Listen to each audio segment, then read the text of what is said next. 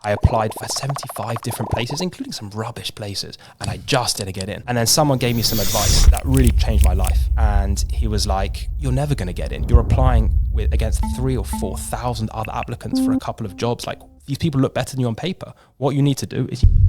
There are two things you need to know about investing. It's amazing. I was 22 and this has just stuck with me for the entirety of my career. The first thing that matters is, am I going to be a great learner? Am I going to be a great teacher? Am I going to be able to give stock? Am I going to help people here? Like, how are you going to really add value and work out what it is and just push relentlessly at it? Because that's really what deeply fulfills someone.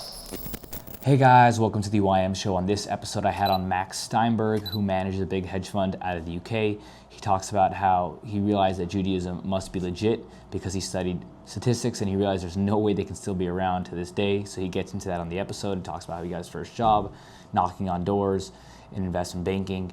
Really interesting story. You guys will learn a lot on this episode.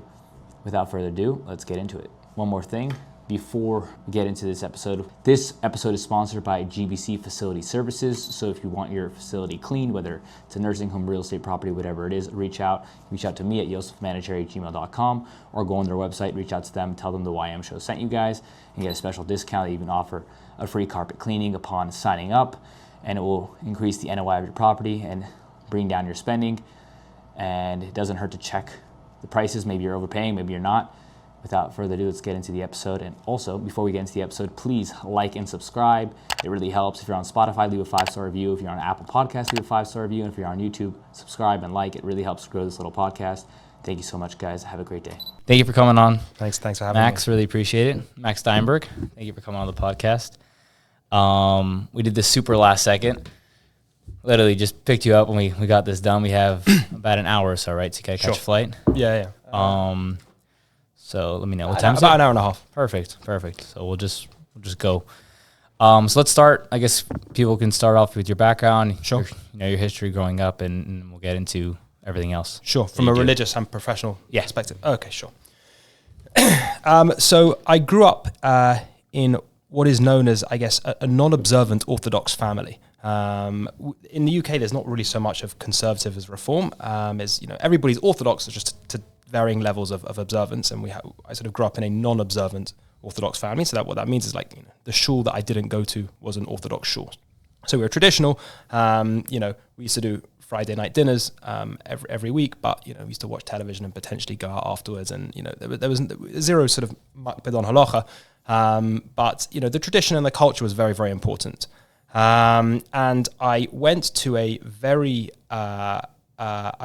academic non-Jewish school called St. Paul's, one of the historical, old English schools, very, I guess, from a secular perspective, very prestigious. And I went there when I was 13, and I say that was a sort of a transformational impact on me because there was an enormous amount of anti-Semitism. There was, virulent anti-Semitism from the boys, people drawing swastikas on my books, people doing Nazi salutes to me in the corridor, throwing pennies at your feet, and it was a really difficult experience. As a 13, 14-year-old boy, all you want to do is fit in, all you want to do is have friends, so you didn't say anything. One day I just had enough, and I tried to move. I tried to move to a local school, which is where most of my friends were, which had, I think 40-50% Jews, but culturally was a much, much better fit, even if academically it wasn't so good. And I tried to move, so I called up the headmaster. I called the headmaster in November when I was 16, and I said, "Hi, my name is Max Steinberg. I'm a student at St. Paul's. Can I come and join your school?" And he was at the other end of the phone and just said no. He was like, "What do you mean? You can't do that. We had entrance exams at 16. You can't do that." And I was pretty disappointed. So I went back to school, and I was really, really downhearted. I was like, this is not great. So I called him up again. I was like, "Please, can you just, You're doing this on your own? On my own. This is like during your parents? During my lunch break. So I called him up. I was like, "Please, can you just consider, I'll be a good student. I'll work really hard. My grades are pretty good." And he was like, "Sorry, there's just nothing we can do. Please stop calling me." And then I just thought about how miserable I was, and I was like, he can't do this to me. I was like, so what I did is that I actually went to the school. I went to his office, and I went and sat outside his office, and his name was Mr. Durham. He's actually no longer with us, but he was a great man. And I sat outside his office, and I remember him coming into school on, I think it was like a Wednesday morning, and I was sat out there at 9 a.m. I was like, "Oh, Mr. Durham, I called you a couple of times. Can you please just give me an hour of your time?" He was like, "No, I was super clear to you. Like, sorry, there's nothing we can do." And I was like, "Okay, I'll just wait here until you have 15 minutes spare."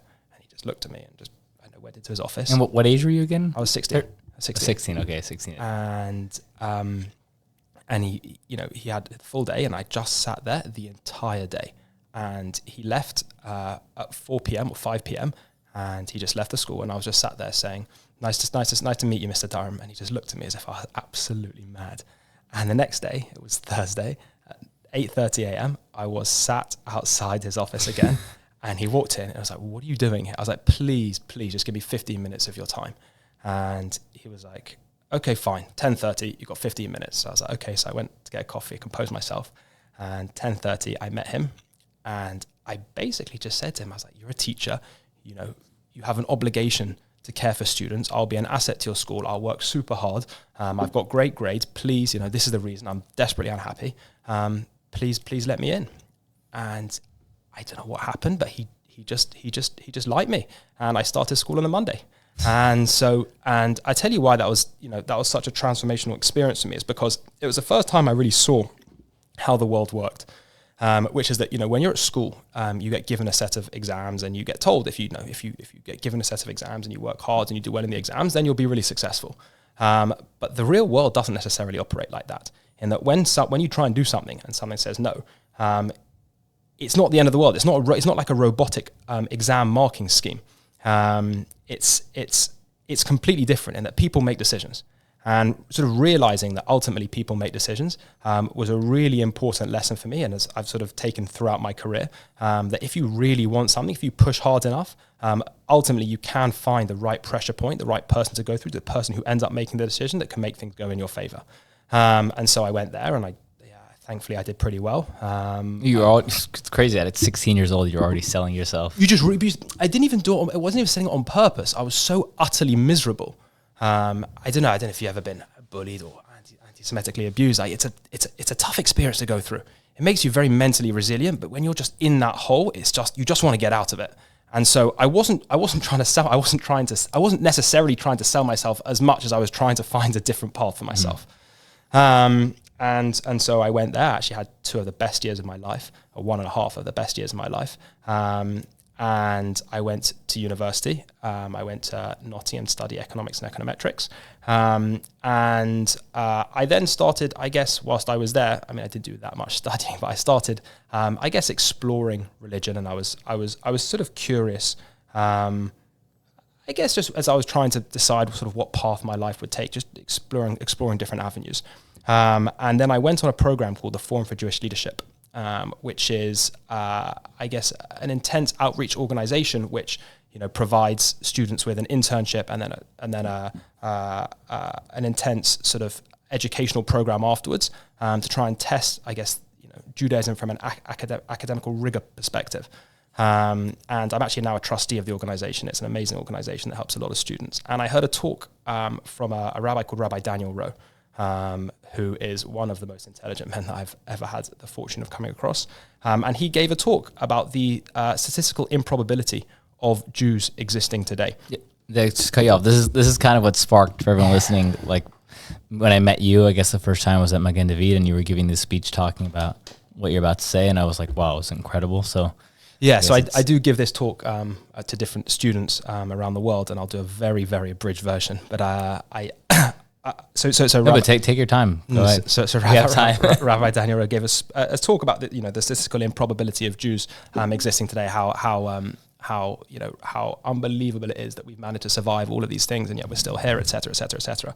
And I was studying econometrics, statistics at the time, and I was like, that sounds quite interesting. Let me try and put some numbers on that. So I spent the next 6 months of my life gathering data to try and build a multivariate linear regressional model. And for those of you who aren't that familiar with statistics, this is a very basic technique in statistics to try and understand the different variables that impact a specific outcome. So if you want to understand why are you happy on a given day, you might measure the last 1,000 days and check whether you're happy or not, and see which factors are statistically significant. So you might measure, the weather, you might measure how much sleep you had, you might measure the relationship with your families, and come to the conclusion that actually, if it's sunny, that had a positive impact. If it was a weekend, that also had a positive impact. If I had a good relationship with my parents, that also had a positive impact. But it might be that, if my dog barked loudly, that actually had no impact, or whatever it is. And so you can see from, trial and error, a bunch of different variables, and see, how statistically significant they are on a given outcome. So if you want to understand what are the variables, the socioeconomic variables, which are statistically significant in determining whether a nation does or doesn't survive, you can, from the data that I gather, you can probably, from let's say the last 3,500 years, you've got around 3,000 nations. And now to define a nation is very difficult, and I don't want to go into that now. But there are roughly, 8-9 variables which are incredibly statistically significant. So much so that of all the nations that survive, these variables explain the existence of each one of these nations with an accuracy of around 85-90%. Now, they are how geographically big a nation is, how numerous a nation is, how remote a nation is, whether its population has ever decreased by 30% or more, whether it's ever been in exile, the inverse of how long it's been around, whether it's ever been enslaved, etc. And these variables really do dictate whether a nation does or doesn't survive. And it works for every single nation that currently exists, with one massive, massive exception. And these variables, these macroeconomic variables, which pretty much govern the state of the world, explain the existence of the Jews with around, an accuracy of around 14-15%. So if you take them in order, they've never been geographically big. They have never been numerous. They've never been remote. They've been around for as long as anybody. Their population has decreased by 30% or more 4 times. No other nation has survived more than once. They've been in exile 80 plus times. No other nation has survived more than one exile. They've been enslaved, et cetera, et cetera, et cetera. And so you realize that when you sort of put the numbers to it, they are a massive statistical anomaly. And you don't really need the numbers to see that. If you look throughout history, the things that we've actually been through and still survived, it's absolutely abnormal. Also spread across the country, in every single country they have the same Shabbat. It's just absolutely absurd. And so what you then have to do, and so this is sort of where the mathematical rigor ends. But what you then have to, you need to now come up with a variable, come up with a factor, which is the explanatory variable, which explains the existence of the Jews, but crucially isn't needed to explain the existence of any other nation. Otherwise, there would be a gap in the explanatory variables of every other nation. Which means you need to come up with a factor which explains, which is unique to the Jews. And so my conclusion was, at the age of 21, 22, was that the book they're following, the text they're following, must be fundamentally correct. That is the reason why they are capable of beating the statistics. And so then I decided to become frum. And it wasn't a sort of overnight, it wasn't an overnight thing. It was very, very slow. I started trying to keep Shabbos at university. It wasn't super easy. It took me, I think, 2 or 3 years to keep Shabbos. I started learning every week. They're learning twice a week. Then I went to yeshiva, and sort of it grew sort of quite organically, very slowly. But that was, I guess, the beginning of my religious journey. And then how did your family take that? Because some people, they're very supportive of the parents. Some people, the parents are not so into it. Or So my father, completely independently from me, has also become quite frum. And it's actually very nice because it's had I have an amazing bond with my father as a result. He called me 15 minutes ago to talk to me about a pshat that he was reading. He was awesome. Super excited about it. He doesn't have a frum infrastructure. So it was really, really nice. And whilst my mother, it's not her, my mother will eat on Yom Kippur. They're still together, my parents. My mother will eat on Yom Kippur, but it's not for her. She's been unbelievably accommodating. It's very easy for me to take that for granted, but the things that she does to enable me to eat in her house, for example, is just goes well beyond what I think a normal parent should be expected. So I'm very, very grateful. And I thank God that, I got a very good relationship with both of them. And so that took me to the end of university. And then, I wanted to get a job, and I wanted to get a job in finance. I didn't really understand what finance was, but to be truthful, I just wanted to make as much money as possible. And I thought, trying to get into a hedge fund was the right thing to do, because that's, from the movies, that's what I thought, was going to make the most amount of money. I didn't even know what it was. And so I tried to get into investment banking because that's what you had to do. You had to go to the investment banks first. And I applied online, and my grades were pretty much perfect. Although I didn't come from the best university, my grades were pretty much perfect. And I just didn't get in. I applied to 75 different places for a variety of different internships and full-time jobs in sales and trading. And then what were you majoring in university? Because I know in the UK, the US, it's kind of like a joke. People just go to university. They don't know what they're going to do. They get like a BA, and then they're kind of, okay, I get a bachelor's, and they're like, okay, like, should I go into this? Should I go into that? But I feel I could be wrong. Correct me if I'm wrong. But in the UK, it's more of like you go in for a specific thing, right? Yeah. So mine was economics and econometrics. So it's economics and basically statistical economics. And so, which was a relevant degree. And my background, I did further maths, economics at A levels, and I got perfect grades there. And so I just didn't get in. I applied for 75 different places, including some rubbish places, and I just didn't get in. And then someone gave me some advice that really changed my life.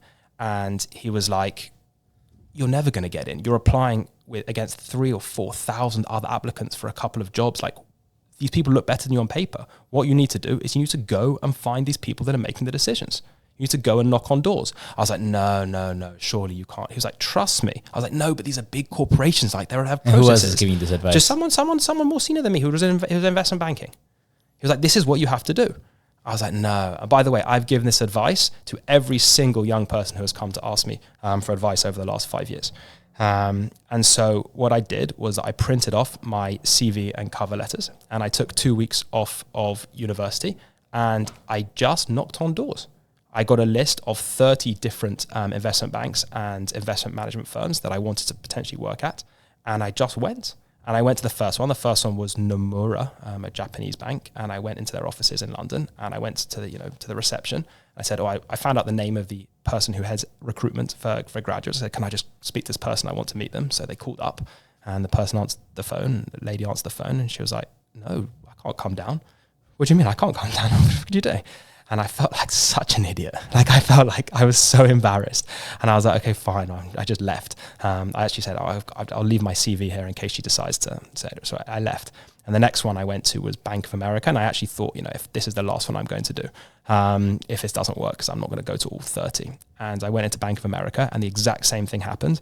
And she called up, and the woman at the other end of the phone was, "Okay, fine, I'll come down for 5 minutes." So she came down for 5 minutes. I was like, "Hi, I'm Max Steinberg. I've applied online. I haven't heard back. Here's my CV and cover letter. I just want to let you know I'm willing to work harder than anybody else. My grades are good enough. I'm going to be, an asset to your firm." And she was like, "Wow, no one's ever done this." And by the time I got home that day, I had 9 different interviews. And one of them, that's how I got my first internship. And ultimately, the internship wasn't that great. I realized that investment banking was not for me. But really, that it's almost like it's the exact same example of realizing that people make decisions. When from your high school, exactly. When you're applying online, when you're doing the same things that everybody else is doing, you're just going to get average results because you're doing the same things as everybody else. And it doesn't matter. You've got to be so unbelievably differentiated on that online thing and you have to get lucky that someone sees your application. It just doesn't work. Ultimately, recognize people make decisions. And if you're at the right place at the right time, you met the right person, that's how you're going to do it. And sometimes you can orchestrate it, and sometimes you get lucky. So that's when I started off. So that was my internship. That was my into finance, and I hated it. I was working in investment banking. It was terrible job. I was literally just formatting presentations till like 2 a.m. It's like the most mind-numbing rubbish. I was like, I have a brain. What am I doing? Is this what you're supposed to do? And then I got put in touch with a guy who ran a family office, and I was trying to network around. Actually, my rabbi who I was learning with at the time said, "Oh yeah, my wife has a cousin who works in finance. Go and have a chat with him." So I ended up having a chat with him. He goes, "Yeah, you can be my analyst. Nothing to lose." So I was like, "Okay." So that was my first job. I ended up working as an analyst in a small family office, actually the family behind SodaStream, for two really good guys. And I worked there for a year and a half, and it wasn't really what I wanted to do in finance, but it was still interesting. And I was still trying to network, and I was still trying to grow my network base. And I then got put in touch with a guy called Mark Pears. And Mark Pears was a multi-billionaire, one of the largest real estate families in the UK. And I thought I was meeting him for a coffee, and I met him, and he just grilled me for 3 hours. And at the end of it, he goes, "I want you to work for me," and walks out. And I was like, "All right." And that's how I got my second job, which was my first like proper hedge fund job. So I ended up working for his hedge fund for 4 years. And then what does a day-to-day look like for working in a hedge fund? It entirely depends. Hedge fund means a like whole the first one you were in, like you first can define it, like I dumb it down. when I tell you, I had no idea what I was doing. So I went in day one. I was like, okay, so the hedge fund did a whole bunch of different things. There was some macro, there was some stock picking. I was actually involved in credit. I don't know how I got involved in credit, but that's just where I ended up. It ends up suiting my skill set quite well. And day number one, I go into the office and he goes, go and make me some money. I was like, how? He goes, figure it out. I was like, how? He goes, just try. He goes, there are two things you need to know about investing. And it's amazing. I was 22 and this has just stuck with me for the entirety of my career. He goes, number one, the first thing that matters is who's the seller. And the second thing that matters is what's the alignment. Because there are the two most important things in all types of private investing. Doesn't matter what the asset class is. In other words, make sure the seller is a good seller. Because the seller knows more than you about the asset. Which means if it's not a good seller, in other words, if you can't work out why the guy is selling, if it's someone who's just looking to maximize value, you're not going to get a good price. You want to buy from an institution or from someone who is tight in certain other areas that they need to be selling. That's the number one thing. And the other is what's the alignment? Who's involved in the transaction? Are you backing somebody? Are you making sure that they have got your skin in the game? Ultimately understanding where people's alignment is the fundamental, cause of predicting the future. In other words, like Charlie Munger says this: show me the incentives and I'll show you the outcome. That is the fundamental, across sort of generic advice, but it's across all asset classes. It works. So I did that. Thank God I did pretty well for him.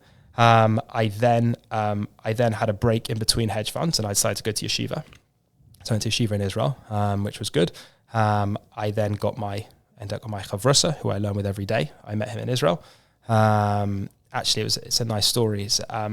His youngest brother has got special needs. And I've been taking out his youngest brother for the last 9 years. Oh, wow. And when I met and I actually got put in touch with the eldest brother, and we made a connection, it was very nice.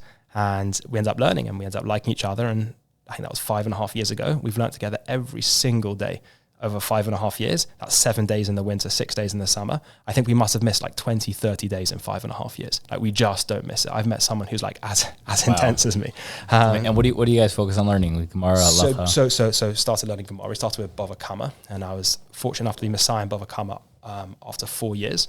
And it's something which is really nice to start with because you don't need an immense amount of background to know what it's like to get punched in the face and understand what the damage is and what takes responsibility. So you can go very deep without a huge amount of background knowledge. And it's actually very nice. There's actually a part in Bava Kama, which I think is the origin of all financial markets. And this is a share that I like to give, which is there's a machlokes, there's a dispute between Rabbi Akiva and Rabbi Shmuel about a shor tam, which gores another shor tam. Which kills it. So you have a non-habitually goring ox, which kills another non-habitually goring ox. And the halacha, the law, is that you need to sell the live ox and divide the money into two between the damaging party and the damagee. And the dispute is about before you have sold the ox. Does the damagee, does the person who's been damaged, does he have a creditor? Is he a creditor? Is he a bal chayv? Does he actually have a lien against the asset? Or is he a shutaf? Or is he an equity owner? In other words, so you have an ox that's Is he a partner? Is he a partner or is he a creditor? So you have an ox that's worth 200 and it kills an ox that's worth 200 such that this ox is now worth nothing. So you now have a 200 ox that you need to go and sell and split the money 100. Before you go and sell it, does the guy have a £100 mortgage on the ox or is he a £100 equity owner? Ultimately, it should be the same thing eventually, but what's the nafka? What's the difference? What happens is the ox changes in value. If the ox goes up in value, then if you're an equity owner, you benefit. And if you're a debt owner, you stay the same. If the ox goes down in value, then the equity owner loses and the creditor, the mortgage guy, stays exactly the same. So really what you're doing now is you're seeing the fundamental relative value of equity versus debt illustrated through the ox. And it speaks about what happens if this ox goes on a rampage and kills loads of other oxes. Well, then what you end up doing is you might end up having in the world of Rabbi Shmuel is having an ox with a bunch of different liens, a bunch of different mortgages on the ox. You have a priority like a senior and a mez, etc., etc., etc. And then you sell the ox, and then the first guy, the senior, gets paid first, and then the mez guy, and then the third loan and the fourth loan. And the type of work that I do, which involves in structured credit, if you look at the mortgage market, is basically exactly the same. which is when you have an asset and a bunch of different liens on that asset, and you pay down through a waterfall. And the logic behind what I do, the origins are in Bava Kama. And I was like, my mind was completely blown. I was like, this is absolutely amazing. And I said this to my chavrasa who's in full-time learning. I was like, man, this is fantastic. And he looks at me and goes, yeah, so what? He just like was zero interested in it. I was like, man, I spent all day dealing with structured debt. This is structured debt. He goes, no, I'm not interested. So anyway, so I finished Bava Kama, and I'm now going through Bava Metzia, which is pretty tough, but very enjoyable. And so then I took a job working for the Murdoch family. That's the family behind Fox. And I ended up working for their family office. I did that for 4 years. Thank God I did pretty well there. I made them a fair amount of money. And about 6 months ago, they decided to seed me. So they decided to seed me to create my own fund, which they are partners with me in. And that's now what I've been doing. It's full time right now. That is full time, yeah. And that's in the UK, correct? That's based out of the UK, yeah. Cool. Although some of our investors are now external to the UK. But that's, so yeah, they've seeded me with a certain amount of money, and I've got to go and raise the rest. And then what do you mean your focus on loans and mortgages? How does that, you can dumb it down to what your hedge fund does day to day and how what you look at? Sure. So because I have family money behind me, family money, everybody claims they're sort of differentiated, but family money is differentiated in that it can take much longer duration than most traditional funds. So most traditional funds are capped out at 5, 10, maybe 12 years. But when you have family money, you can really go out longer than that. So that's one extra factor. The other is that you don't need specific cash flow requirements. So most of the investors that can take, 20 plus years in duration need a very specific set of cash flows. So you take an insurance company or a pension fund, they need to be getting a return with a fixed set of cash flows. And when you're in a family, you don't really care. As long as the money's coming in, you don't care if it's 1 in year 1 and 5 in year 2 and 10 in year 3, etc. You can take that kind of variability.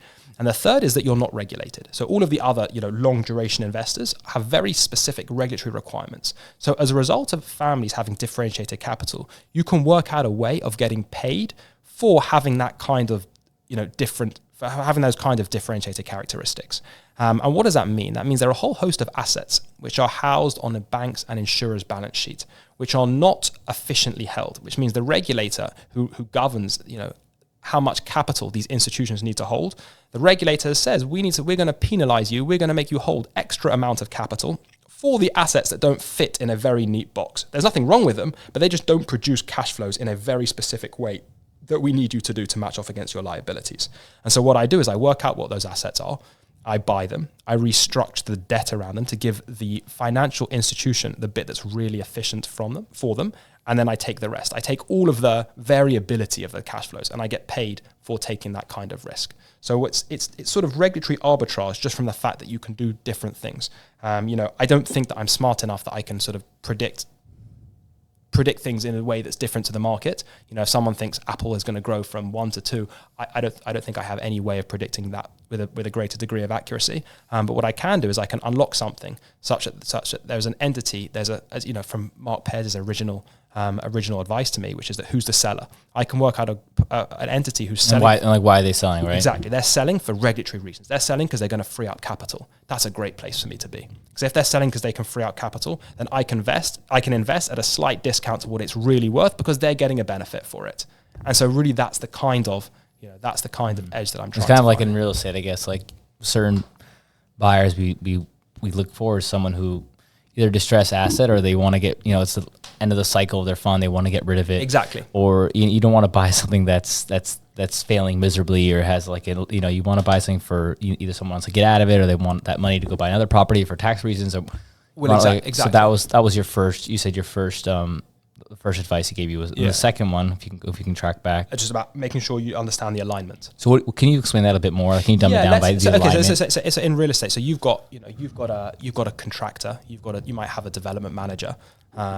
When you're hiring someone and you know that how well he works, depends how his output will really determine the success of your project.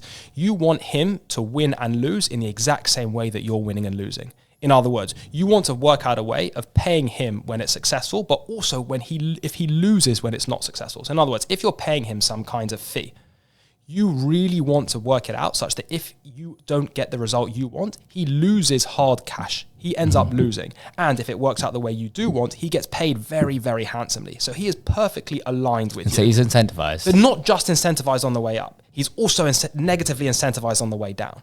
So you make sure You'll get penalized, essentially. Exactly. And so what you really want to do is understand exactly when you're buying anything, there are always people involved. And you want to understand exactly where their pressure points are, how have they been incentivized, and that's the easiest way of telling you whether they're going to have a good outcome. There's the equivalent of, it's funny, something stays in your mind. In 2009, in the UK, there was a program called Dragon's Den. So you have it called Shark Tank. It's the equivalent of Shark Tank in the UK. We call it Dragon's Den. Now, one of the sharks, was a guy called Theo Paphitis. Multi-millionaire, and he made his money in retail. And there was a program which spoke about the biographies of all of the dragons. And he said he started off in retail, and he started off selling watches. And in the watch store that he was selling at, there were different colored stickers, and that basically told you what your commission would be on each watch. So a yellow sticker was 10%, an orange sticker was 15%, etc., etc., etc. And he said there wasn't one watch that he sold where the sticker wasn't the 15%. So it didn't make anything. He didn't care about anything else. He just cared about his commission. And it's like, you see this, and you just see it's like very, very clear. He was incentivized to sell this watch more than this watch, and that's exactly what he did. And it's just stuck in my mind that everybody is geared by their incentives.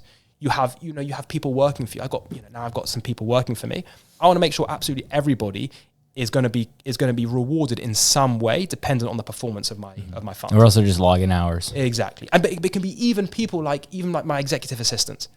I want her to care about the performance of the fund because I want her to feel that she's riding the journey with us, and she is an integral part of it. So all of it is making sure everybody is like singing from the same page. They win when you win, they lose when you lose, and that matters. And that's what I think. That's what I think. In terms of that's what I think the advice really was. Very cool. And then what are you focusing on going forward? Like in terms of the assets? In terms of assets, in terms of what do you see being like in like a future potential of a certain investment class? Are you sticking to what you're doing? Are you looking at other potential avenues? This is all I know. I've been doing this now for 8-9 years. I like structured credit. I like pools of loans, pools of mortgages, pools of other securitized products. It's what I guess I understand.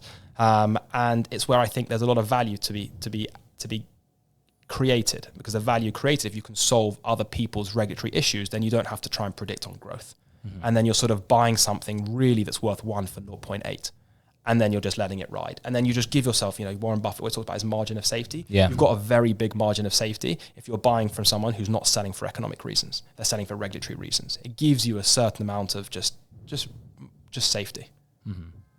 And then how have you, to pivot back into Torah and religion, Sure. have you found that Torah learning has helped you in business, or have you applied certain principles that you learned, through becoming religious to the workforce? Sure. So, firstly, it keeps your mind sharp. When you've really hunted over a Tosfos, like there's nothing in the financial world that comes close to that level of intellectual stimulation. But other than keeping your mind sharp, I'd say, you have to, when you start seeing a bit more of the world and people start making money, there are lots of people that do things that are just a little bit grey, a little bit over the line.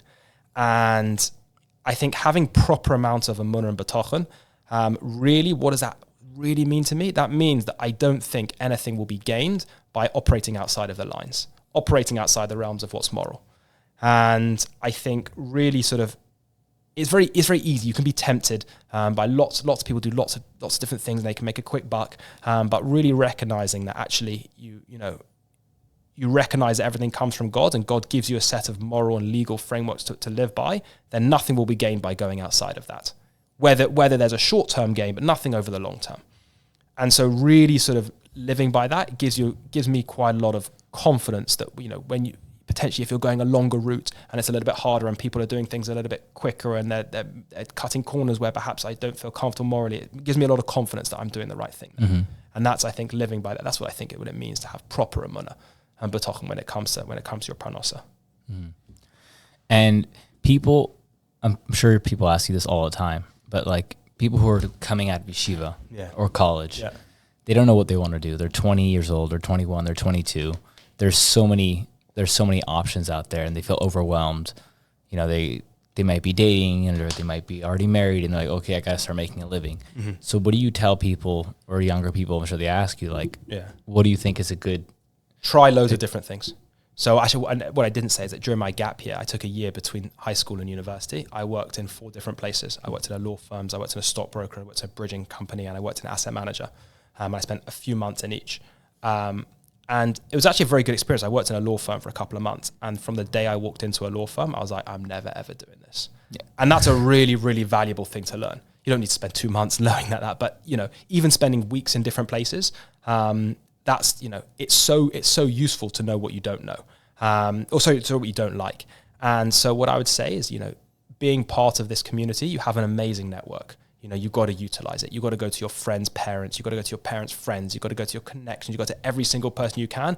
Go meet them for advice. Go meet them for a coffee. Be like, can I shadow you for a little bit? Just see what's going on, and just learn about different environments, because you don't know what you don't know what your right skill set is. You know, I think it's incumbent on everybody to make the most of whatever skill set they've been given.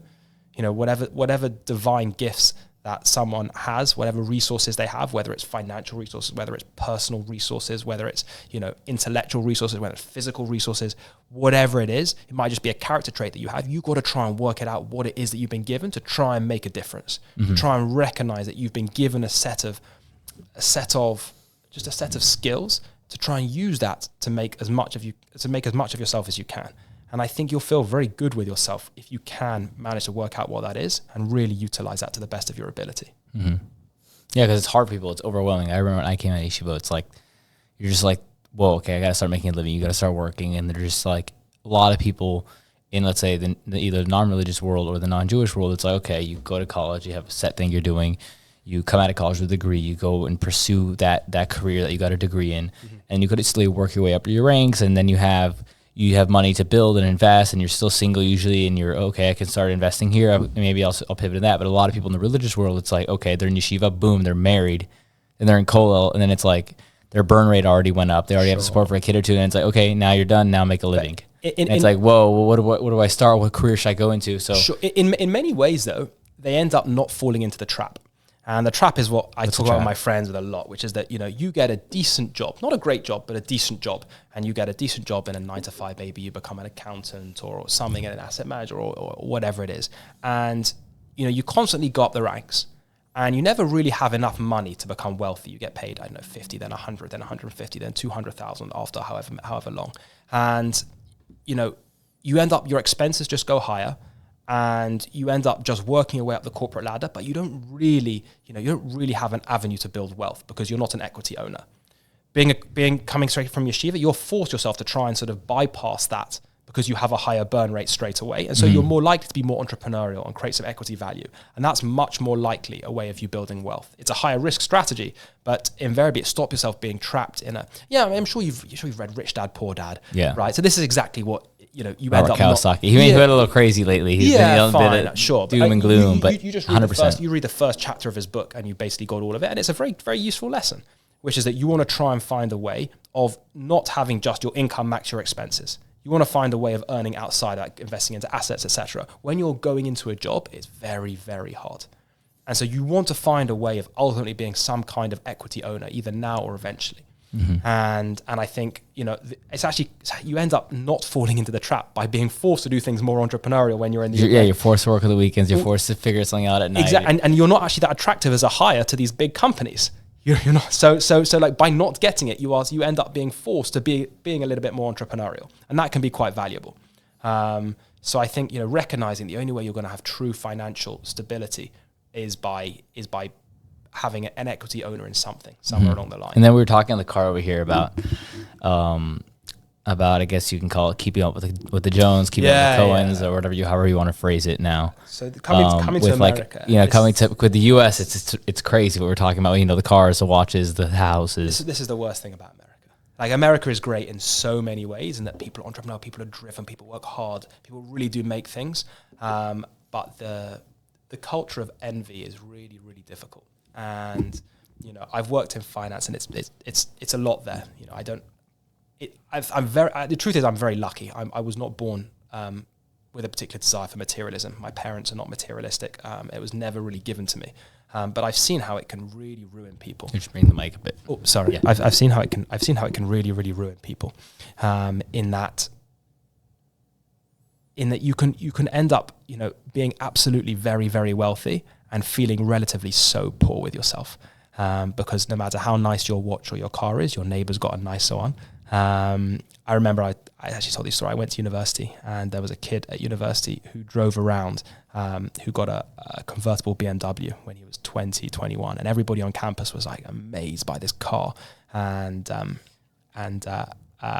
he was giving lifts to lots of people and he was like known as the person with the nicest car on campus. And then someone else in my house, his dad bought him a Porsche, I think for his 21st birthday. And I have never seen somebody so miserable as the first guy because he didn't have the nicest car. And I just remember thinking, I'm never playing this game.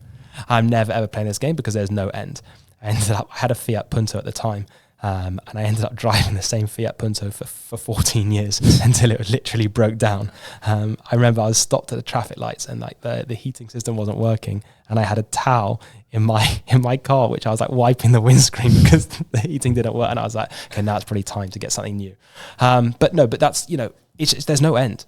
There's no end and there's no value. There's no joy to you. It doesn't, I've seen it time and time again. People are not happy with these things. I've worked I've worked with billionaires. I've worked with these sort of the most successful people in the world. It doesn't bring any happiness.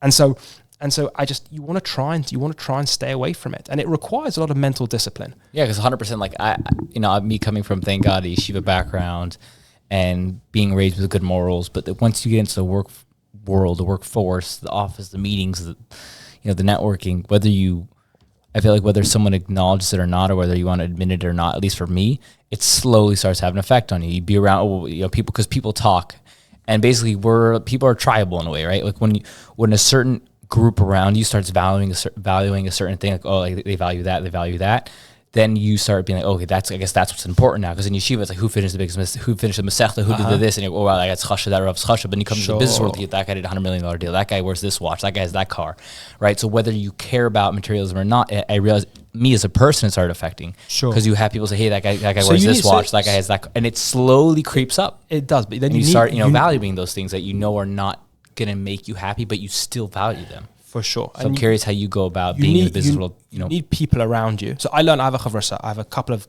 daily chavrasas. One of my chavrasas is a guy called Meir, and he's got nothing. He just doesn't have anything. And he is so unbelievably happy. And if I were to talk to him about what I do, or talking about this, it just adds no value to him. He just doesn't care. And so if I'm speaking to somebody every single day, and I can very easily see that it's just not of value to him. It's this kind of grounding. And I'm also quite great. I'm lucky. I've got parents that don't care. I could tell my parents I made X or I made Y, and they're just not that interested in it. They'd be quite interested in what I did with the money. If they thought I did useful things, if I was philanthropic or whatever it is, then they'd be very excited about it. But in terms of just making it, in terms of buying it, they're just not. It's just not. So it's very hard. You're right. It's incredibly hard when you're surrounded by people who really value it.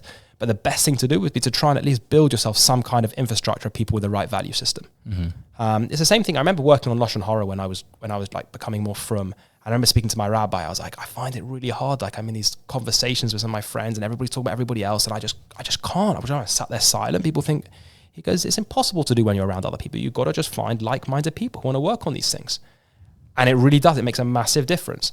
And when you're around people with the right value system, that's the single best thing you could do. But you also I've also seen it a bit more than you. I'm a little bit older than you, and I've just seen that it just doesn't work. It doesn't bring people fulfillment. And if you bought your next watch or your next car, and you'd be like, after driving around or wearing it for a little bit, you're like, is that it? If you use that money more productively, if you invested it, or please God, you had your zeicha to give it away and actually make a difference with it, you'll never ever look back on that. And I worked for two guys from my very first family office I worked for, a guy called Julian Levy and David Morris. And it's funny because whilst I do something professionally very, very different from them, they both independently gave me the same advice, which is that when you start working, the most important thing you do, Julian actually said this to me, and David repeated it, was that you create a spreadsheet. and you create a spreadsheet of every penny you've ever earned and every penny you've ever given tzedakah to make sure that you're exactly giving your meiser and hopefully towards a chomesh. And I have a spreadsheet of every penny I've ever earned since I started working in 2014 and every single amount I've ever given tzedakah. And every time I'm a little bit like, oh, am I working too much? Have I got my priorities right? I open up that spreadsheet and I look at it and go, okay, I feel good. I feel like I'm doing the right thing here. There's no way I would look at my watch, not that I wear a watch, but I'd look at my watch on my car and think, wow, yeah, it's really great. I'm like really pounding away and working here for this. But when you think you're actually using your things in the right way, it's deeply, deeply fulfilling. Mm-hmm. So charity for you, tzedakah is the most important driver. Otherwise, how else can you do it? Your marginal propensity to consume goes down so quickly. Like once you've made a little bit to support your family, to support your whatever it is, like you have a basic life, you don't really need that much more. The difference, the difference between earning, I know, put it this way, let's say you had $10 million or $20 million or $30 million. The difference between $10 and $20 million is basically very little. You might have to buy a bigger house or a better car or fly private or whatever it is, whatever that number is. But it doesn't actually change your day-to-day life at all. What if you can use that extra $10 million to change other people's lives to an area where they wouldn't have done previously? That's the most phenomenal thing. That creates an incredibly deep level of satisfaction. You can either, the thing that I care about most is just because I have a Hakarat Tov rate is Kiriv, because I'm a product of the system. So if you give people an opportunity to learn and grow in areas they otherwise wouldn't have done, that's the most phenomenal thing. You're seeing the impact on these people, or you're feeding people that might have difficulty, that have difficulty eating, or you're helping people, whether it's soldiers in Israel, whatever it is. There's no level of satisfaction you can get from buying or having any kind of experience that comes close to that. And that's even that's not even because I think it's the right thing to do religiously. That's from a purely selfish perspective. That's when you put your head, on a pillow at night and think, wow, like I feel good. It's amazing. No, you said it beautifully. Yeah. Now the question is, it's a difficult thing with America, but is the reason why America is so great because it has that culture of envy, and that's what pushes people to work? That's why people are so ambitious. Yeah, maybe people killing it. They're waking up still the same day, 5 a.m. They're working up till 9 p.m. and it's like, okay, at a certain point, and then I'm saying, at a certain point, it's like, hey, you gotta you have to tune it down. You have to get to a point where like, hey, that's enough. Enough is enough. But it's hard. Like the more you get into this game of work, right? Yeah, but the crazier it gets. Like you have to you have to find a way to tame it.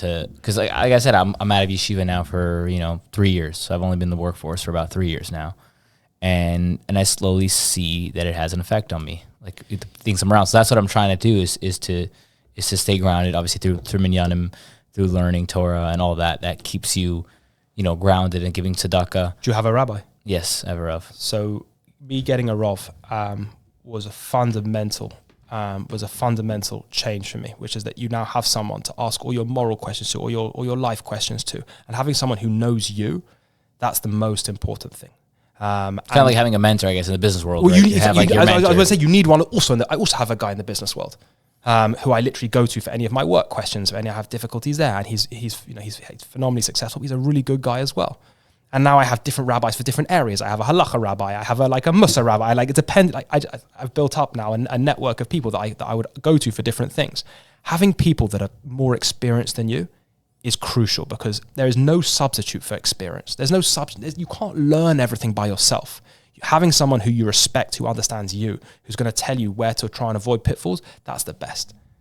That's the most valuable thing. Someone that you really, really respect and that you have a very good personal relationship with. I don't think there's any substitute for that. Mm-hmm. And that will keep you grounded. That will really keep you grounded, especially when you respect what he says. And usually, some people have it as family members. I couldn't do that. I wanted someone outside of my personal structure to have that kind of distance, which helps give the right advice needed. Okay, amazing. Thank you so much. I really appreciate it. I mean, I don't want to take it too long because you have a flight to catch. You have some time? Yeah, go for it. So, what's your message to the world? Like, what are you working on now? What inspires you to get up every day? Like, what's your day to day, and what's your message to the world? I'm always curious to ask people. My message to the world. I mentioned it before, but God gives you a set of resources. Work out what it is and try and make a difference. Like it could be anything. I gave a talk to some students a few months ago, And there was a girl who put up a hand and goes, no, I don't have any of these. I don't have any of these. I'm not financially literate. I'm not mathematical. Like, I don't have any of these things. And I was like, what do you do? She goes, well, I'm training to be a psychologist. I love helping people. I love doing that. And I'm just like, well, there it is. Work out what it is and just drive at it and use your attributes to benefit the world, to benefit the Jews, and become an asset. And I think when you do that, that will benefit you as much as it will benefit everybody else, because you feel inherently good with yourself when you know that you're contributing to the way that you personally can. And that's individual for everybody. And it's like maybe a lifelong struggle to like work out exactly what that is for each individual person. As you told me now, you're trying a whole bunch of different things. And you're someone who's talented in lots of different areas. You've got to work out eventually what it is. I have to focus on, there's a book called The One Thing, and you got to focus on. Yeah, but it doesn't have, but it's not for the rest of your life. You need to just try and figure it out at some point. How am I going to give, what is it? Am I going to be a great learner? Am I going to be a great teacher? Am I going to be able to give stock? Am I going to help people here? How are you going to really add value and work out what it is and just push relentlessly at it? Because that's really what deeply fulfills someone, is working out what your place is in this world and just going for it. Mm-hmm. And that's every day that I have where I feel like I'm doing that, I feel good. And every day where I don't feel like I'm doing that, I feel like I've wasted it. And I'm obsessed with trying to be as purposeful as possible about, you have limited resources, you have limited time. Yeah. I mean, maybe it's oversharing a little bit, but I had a cousin who passed away when he was 22. So in 2019, I was 27. And he got a very rare type of cancer. He was an amazing, amazing guy. And he blogged his journey on Instagram and got hundreds of thousands, if not millions of followers. And he was incredibly, incredibly brave. And he beat cancer the first time round. It's a very rare type called nut midline carcinoma. And he beat cancer the first time round. And he said when the first time when he beat cancer, he felt an immense sense of guilt. He called this like survivor's guilt. Yeah, they talk about the military. They talk about that when their friends die and they survive. Right. And he said, and he helped, I don't know if it was him or someone in his community, he basically changed that to survivor's obligation.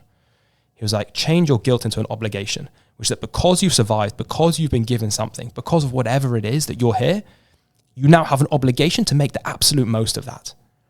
And when he passed, I just felt like I really wanted to utilize the message that he was propagating, which is that, you have a set of resources in front of you. For whatever reason, you have limited time, but you have, God has given you a faculty set.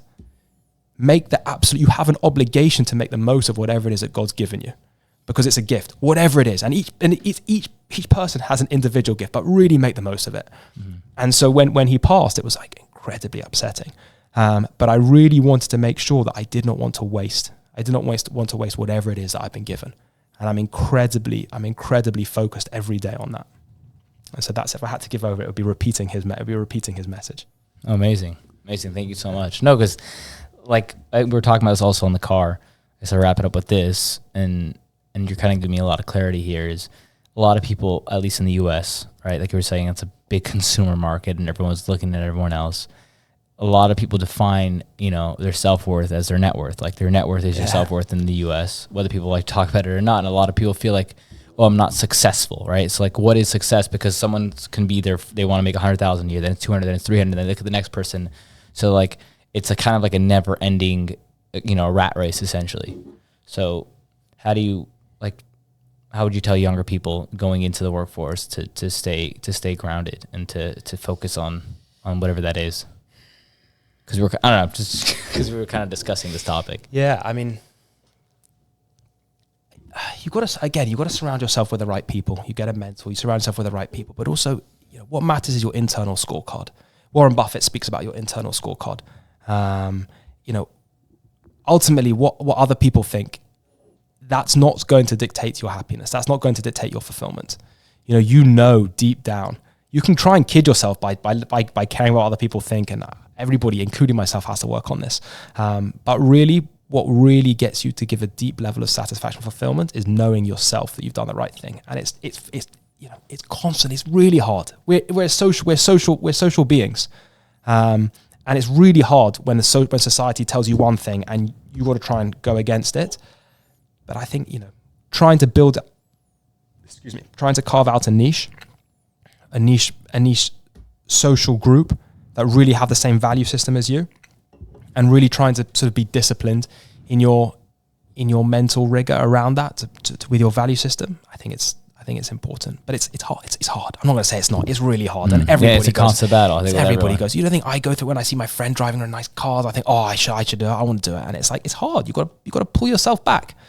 But being grounded by the people around you is good. I'm very fortunate. Not that I ever would, but if I got a fancy car, my dad would be so disappointed in me. Not that I ever would. But surround yourself with people with the right value system. Mm-hmm. That's the best thing you can do. Okay, thank you. This conversation was very impactful. Thank you, Max. Thanks for having me on. I appreciate it. Thank you so much for coming on. Thanks a lot. You got to catch a flight. Thanks. And all right, thank you everyone for listening.